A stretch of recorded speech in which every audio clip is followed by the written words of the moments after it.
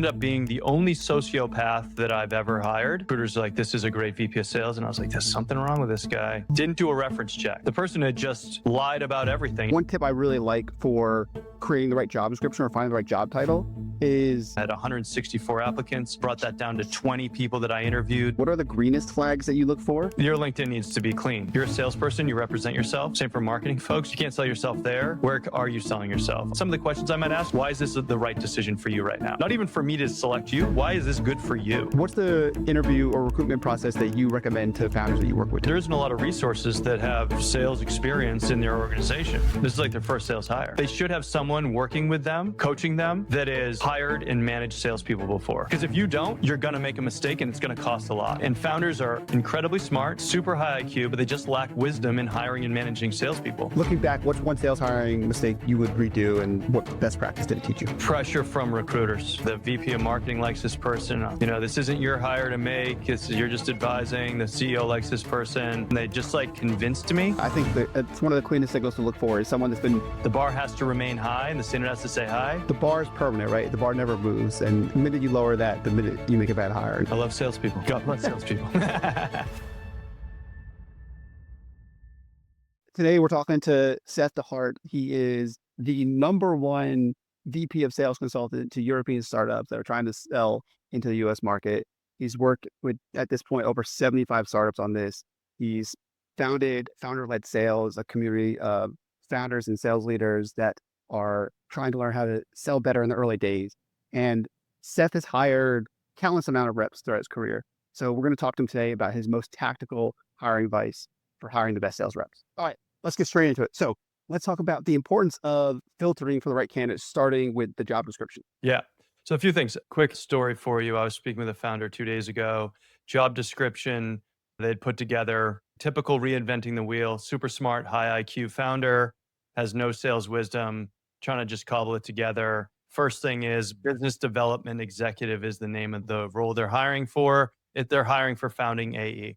Right out of the gates, he's going to get a bunch of candidates who are M&A folks. That's the M&A title, right? Consultants, M&A folks. And he's just going to get a huge sample size of people that would never take the job or be good at the job that he's looking for. So even if he gets one salesperson, 2 salespeople in there, immediately he's already set up for failure because he's going to take that one person that could be in the lowest 10% of salespeople on earth, but they're in the top 10% of candidates. So the top 1% of the candidates he gets makes that hire. So very clear job description, clear roles, don't reinvent the wheel, hire an advisor to give you some guidance or it's all over the internet.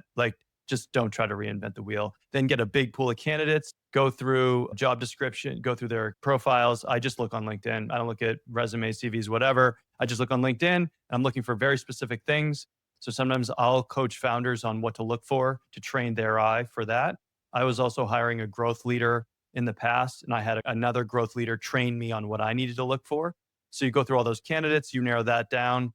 Let's say I was hiring for a founding AE the other day. I had 164 applicants, brought that down to 20 people that I interviewed. The first interview I do for 15 minutes. It's kind of alignment. Are we aligned on the good ones? I take 5 through to the next round and then carry on from there. So I do set up a really good job description, very clear for who you're looking for so it attracts the right pool of talent, and then really aggressive funnel from very wide top, right? Then that 15-minute call, keep it kind of lean to then narrow it down. So you're going like really narrow. And then you get into more interviews further on. And one tip I really like for creating the right job description or finding the right job title is you just go on LinkedIn Jobs and you can type in the title that you're thinking about, right? So if you went to LinkedIn Jobs right now, you type in business development executive, you would see how many jobs they have listed. Then if you typed in business development representative or sales development representative or account executive, you'd likely see a much longer list of jobs for that. And that's a good signal that there's more people looking for those job titles than something that might be esoteric. And then steal the bullets from those job descriptions that for what role you're looking for. Don't reinvent the wheel. Don't overcomplicate it. And you're going to sell and attract talent when you describe your company and why it's sexy and why they should work for you, not in the bullet points that you're trying to reinvent. Candidates aren't going to read the job description super in depth anyways. They just want to know that it's with a company they're interested in and it's a role that they think they're a good fit for. Like founding a sexy company, like the bullets don't matter. Yeah, exactly. So you mentioned 2 things there, that you do a quick scan on LinkedIn. What are the greenest flags that you look for? to move someone through that stage, and what are the reddest flags that you look for to disqualify someone there? So I'm usually hiring early salespeople, so I'm looking for startup experience. But like before we even get there, your LinkedIn needs to be clean. You're a salesperson, you represent yourself. Same for marketing folks, you represent yourself. If you can't sell yourself there, right? Where are you selling yourself? Also, when you're a salesperson, you're selling to other companies, people are looking at your LinkedIn profile. Are you legit? So how robust is that and professional is that? Then I'm looking for what's in there. So I dismiss right away if it's just not professional or it's sloppy.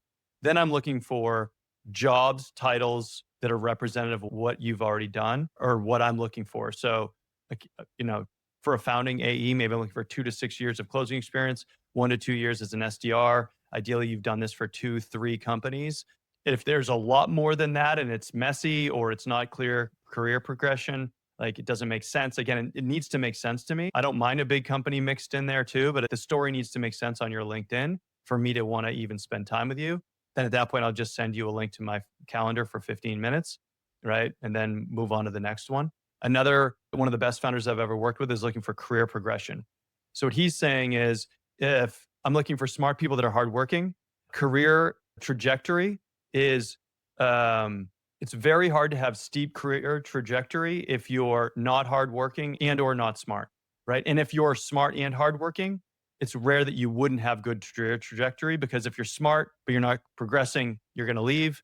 And if you're not hard work, right? So if you're looking for both, that's a great kind of rubric to measure for both. So it's reasonably rapid career progression. I think that it's one of the cleanest signals to look for is someone that's been promoted at least once, especially if it's in multiple companies, where it shows that they work hard, they're likable, they're smart. So I think that's a great point.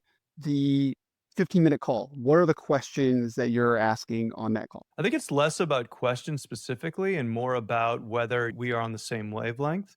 And so this is a tough one for folks who haven't done it, but given I've interviewed, I don't know, hundreds, maybe thousands of people, I've hired and managed it. I've done all these jobs for too long as a SDR AE. Are we speaking the same language? Because if I'm managing you, I want you and me to be on the same page once I've hired you. So when I start talking about pipeline and sales stages and specific things that I would expect quality reps to be able to speak to, we need to speak that language. So I get pretty advanced pretty fast with the wording that I use and just kind of the speed that I think and talk. And they need to be on the same page, answering those questions, diving in and know their numbers, right? And then be like ready to roll. And I can very quickly tell, like, are we on the same page? Are you at the caliber? Because I get to interview, 5, 10 candidates for different startups every week. So I have a constant flow coming through and I'm seeing some of the best candidates flowing through that are already screened by teams before they even get to me. So I already have like a really good barometer of talent. So I'm used to talking to high caliber people. And so I'm just measuring everyone against that when they get on the call with me and what we're talking about. And some of the questions I might ask is like, why is this the right decision for you right now? Not even for me to select you. Why is this good for you? Why are we talking? Everyone's story has to make sense to me. So, what part of your interview process gives you the highest conviction that someone's going to be great, and how do you test for it? It goes back to that point that I made about in that first 15 minutes. I don't pass people along unless I think they're a yes. I don't pass maybes along. So what I did, it's a little bit of a diversion, branching off from your question, but I think it's relevant is that after that 15-minute call, I had in my last VP sales role when I was hiring a ton of people, I had our head of RevOps who was a star. She and I did the 15-minute calls and then would pass the 1 hour interview to the other one. And our time was very precious. And we were really pissed if you wasted it. And we were very clear with each other that you just wasted my time on a candidate that was not a good fit. Right. And so what we ended up doing is we'd be very careful on who we passed it through, only people that were excited to pass through. So after that 15-minute call, am I excited to come to you if you're my counterpart and be like, Jason, dude, I'm excited for you to meet this person. Here you go. Versus I'm not sure. If I'm not sure, it's a no. Right. So I think it goes back to that 15-minute call. If you're not feeling it, sales leader, founder, whoever, no dice. This has got to be a really good, exciting, both parties should be excited. This is a good fit. And then you start to dig into the details of whether it really is a good fit in those further interviews. And the way I run interviews is I go through the chronological order of their LinkedIn. And because I do it the same way with everybody, I get a really good understanding of pacing, whether they can tell me. And so my main question is, let's go through your resume or CV if you're in Europe. take me through, start with whatever job you think is the most relevant, and take me through what you learned at each of those jobs and what you did there that's relevant to the job that you're interviewing for. Also, it's worth noting at the beginning of every interview, I have them tell me what the job they're interviewing for, the description of it, what it is, because I want them to make sure that they understand what they're doing and that we're talking about the same thing. Because if you get a candidate from somebody else, maybe it wasn't clear. Well, I'm always good at making sure at the beginning we clarify what this job is and what you're going to be doing in it. And then take me through your resume and take me through each job that's relevant to this and what you learned there and what was, again, relevant to the role. Because you're a salesperson. Sell me on making a case why I need to hire you. And asking someone what's relevant about their experience for this role is so important because if you give someone free reign, they can talk about all sorts of things. And so I think sometimes you don't even have to qualify. Sometimes you can see if they can connect those dots Oh, themselves. for sure. You shouldn't But even have to say especially, it. Don't tell me about a yeah, but job in that's a not relevant that is, or an aspect of the job that's not relevant to this job. But like, yeah, especially if you're like a high volume recruiting scenario where you're going to be interviewing a bunch of candidates, just to have them get to that point, especially during the 15-minute call. I like that a lot. Let me ask this. What's the interview or recruitment process that you recommend to founders that you work with typically? Step yeah. by So, step. so usually it's quite lean, right? Because there isn't a lot of resources that have sales experience in their organization. This is like their first sales hire. So they should have someone working with them, coaching them that is hired and managed salespeople before. That's it. Because if you don't, you're going to make a mistake and it's going to cost a lot, right? And founders are incredibly smart, super high IQ, but they just lack wisdom in hiring and managing salespeople, right? So they don't know what it looks like. And most salespeople are really good at selling themselves. So if you don't have someone who's hired and managed and interviewed a lot of people alongside you, you're bound to make a mistake. So it could be an investor, right? Could be an advisor, right? I think one of the most, again, I think it's like 75, 100 founders that I've advised for. Probably the most important thing is just helping them make that right hire. Because making that wrong hire is often when I come in after they mess it up and they're like, oh, now can you help me? I got to do this. You've just burned a bunch of cash and time, and it really can Yeah. set the business back. So the process is 15-minute interview screening, right? Then into sometimes, and I block an hour too. So if it's really great and I need to sell them a bit on why they should work for this company, why they should, I get them excited about it because I see like, ooh, this is someone I want to get excited about it. I start selling them. Then I go to a 1 hour interview where I go through that resume, go through their job history. And then if it's not me or the founder, one of us will do the next interview, which will be something similar to that. Or I want to find red flags. I want to remain very excited about a candidate throughout, and I want to understand risks. I want to find a red flag and identify it and dig in. And is this something that I need to exit them from, or was this kind of a red herring that was a distraction and was not relevant? And so I want to identify the risks so that we know the risks going throughout. And I will be very kind of radical candor with candidates and talking about that risk on the call and say, this is the biggest risk. And I want to see I how they love that address part. it. Is it real? Like, let's have that conversation because that's how I'm going to manage you when we're on the call, when we're working together. That's how you uncover kind of the coachability. Do they get defensive? Can they address it? Can they be honest? Can we build trust? Like, it's all of those type of things about having that honest conversation. So I'm really, when I interview someone, I ask the person before me, what's the biggest risk? Because I can run my generic interview process and get very good results and a good kind of proxy on whether they're good or not. But if you're already there and you know that they're really good and they're coming to me, I'm going to be here to assess risk. So tell me what you think the biggest risks are. And then I'm going to focus the interview on just that area to stress test whether that is a red flag and they should be exited, or I'm comfortable with it and we can work through whatever that potential risk is. I also say if I can't figure out the risk, like that's a risk. Like, why can we not uncover this? Is this person perfect? Like, nobody's perfect. So, what is the risk there? And also put like particularly with salespeople, when you tell them what the potential risks or red flags are about them, it gives them a chance to show how they handle objections, right? Yeah. And it's like they should be something they're expert at. What about beyond that? Do you do any kind of mock discovery call or role play or anything like that usually? So I struggle with this one because in theory, I love it. In practice, I've seen it rarely done right. I think it needs to be very custom to whoever you're hiring. So if it's an SDR, you can do a small role play. The best one I've seen is not actually a role play. It's where they do research after the call based on what I've told them about the role. They send me an email or other team members that they've interviewed or other members of my team, an email that would sell us on them. Do research. What kind of research? I have an unlimited amount of research that you can put together your skill set with what I've said about the role in the interview and what I've written about for you to be able to put together in your background a perfect email. It gets a good understanding of how well they write, how they think, if they're smart. The best people, if you have a bunch of people do this, the best ones are like 10 times what everyone else is. It also shows whether people care about the role. I've also seen some good role plays when it comes to role playing a cold call, just to see if they're dynamic and they can do it. People that are cold calling all day are like, ring, ring, let's do this. People that haven't called in a long time, you can see they're like, I don't like this, right? It's a muscle that you build up.